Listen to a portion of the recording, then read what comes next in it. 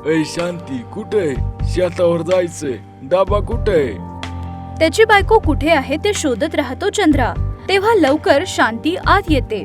मी झाड उगवायला आपल्या घराच्या मागे मोकळ्या जागेत जाते आहे आणि त्याच्यातच मला हे दिसलं. अजून काय असणार तुझं नशीब? काय खजाना सापडला की काय? काय तुम्ही पण? मला मिळालं तर तुम्हाला नाही मिळणार का असं बोलता आहे, जसं की मी लपवून ठेवेल. ठीक आहे, पण बघ तरी काय आहे. नवऱ्याने ठीक आहे बोलल्यावर शांती आनंदी होते. त्याला उघडून बघते. त्याच्यात काही बिया असतात.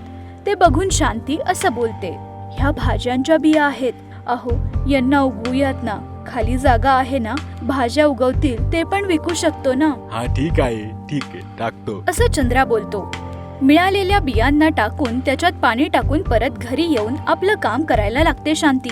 स्वयंपाक झाल्यानंतर दोघं एकमेकांशी बोलता. त्याच्यानंतर खूप झोप आल्यानंतर दोघं झोपून घेता. असा तो दिवस चालला जातो. दुसऱ्या दिवशी नेहमीसारखं शांती उठून घरातले काम करते. काही वेळानंतर नवरा पण उठून जातो. तोंड धुवत घराच्या मागच्या बाजूला जातो. तिकडे जे काही असतं ते बघून बायकोला बोलवतो. नवऱ्याने बोलवल्यावर शांती तिकडे जाऊन बघते. तिकडे जे काही असतं ते बघून शांती आश्चर्यचकित होते. बाप रे, काय आहे हे? काल रात्रीच मी बिया टाकलेल्या ना. इतक्या लवकर इतके फळं पण आले. एवढंच नाही तर एक टरबूज तर खूपच मोठं आहे. याला कापून छोटे छोटे तुकडे करून बाजारात विकन. विकलेल्या पैशातून सामान घेऊन येईल. ठीक आहे का? ते दोघं ते टरबूज कापून घरी घेऊन जाता. मी आंघोळ करून येतो, तोवर तू टरबूज कापून ठेव. विकायला असं बोलून चंद्रा चालला जातो. नवरा गेल्यानंतर शांती चाकू आणून टरबूजला अर्ध कापते. असं कापताच एक लहान बाळ रांगत बाहेर येतं.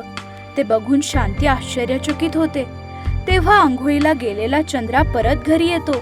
तो शांतीला बघतो. टरबूज कापायला सांगितलं तर बाळाला घेऊन बसलीये. कोणाचं बाळ आहे? मला नाही माहित. टरबूज कापताना यातून बाळ बाहेर आलं.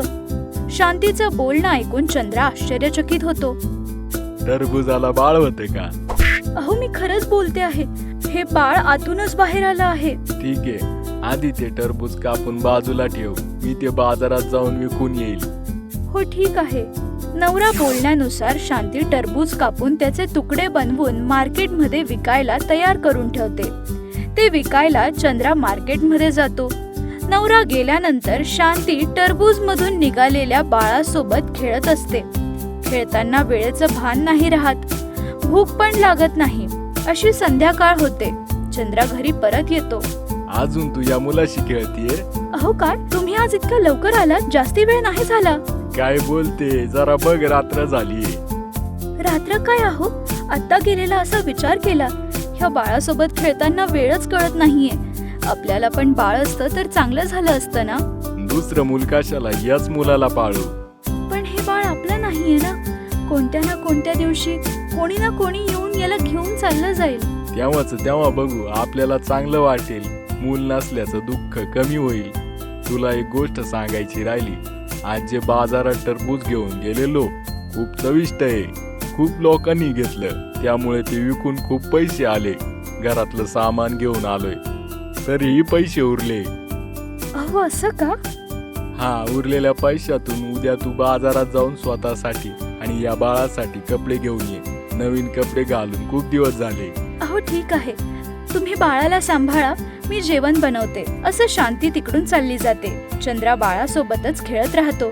बाळासोबत खेळताना चंद्राला पण वेळेचं भान राहत नाही. असं नवरा बायको दोघं टरबुजामधून आलेल्या बाळासोबत खेळत राहतात. असाच तो दिवस चालला जातो. दुसऱ्या दिवशी मार्केटमध्ये जायला टरबूजच्या शेतीजवळ जाता. बघितल्यावर काल जिकडून काढलेले फळं तिकडे अजून जास्ती फळं येतात. हे जादुई टरबूज तर नाही ना? आपलं नशीब. काय माहित कोणत्या देवाचा चमत्कार आहे. आपल्याला बाळ नव्हतं, एक बाळ पण दिलं. आपण पैसे नसलेलो पैसे कमवायला एक रस्ता पण दाखवला आहे.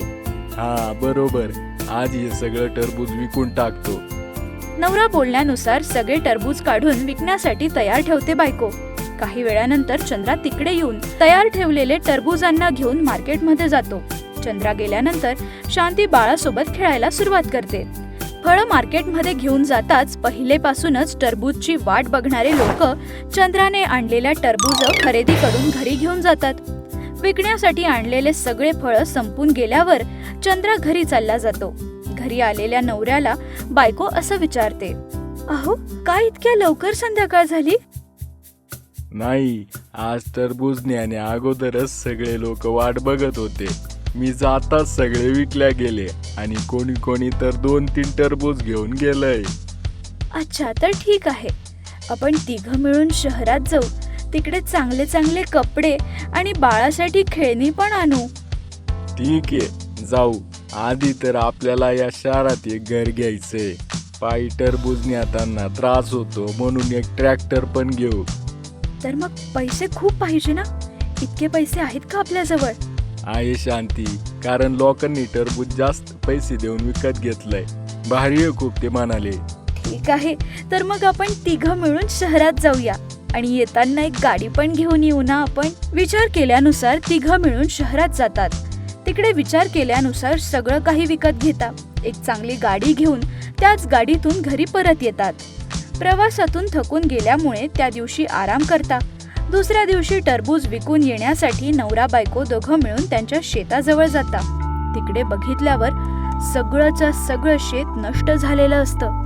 ते बघून नवरा बायको दोघं आश्चर्यचकित होता. हे काय झालं? असं नष्ट का झालं? हा, मी पण बघतोय. तुम्हाला ही गोष्ट आवडली तर लाईक आणि कॉमेंट करा आणि अशाच इंटरेस्टिंग गोष्टींसाठी आमच्या चॅनलला लगेचच सबस्क्राईब करा. Thank you for watching.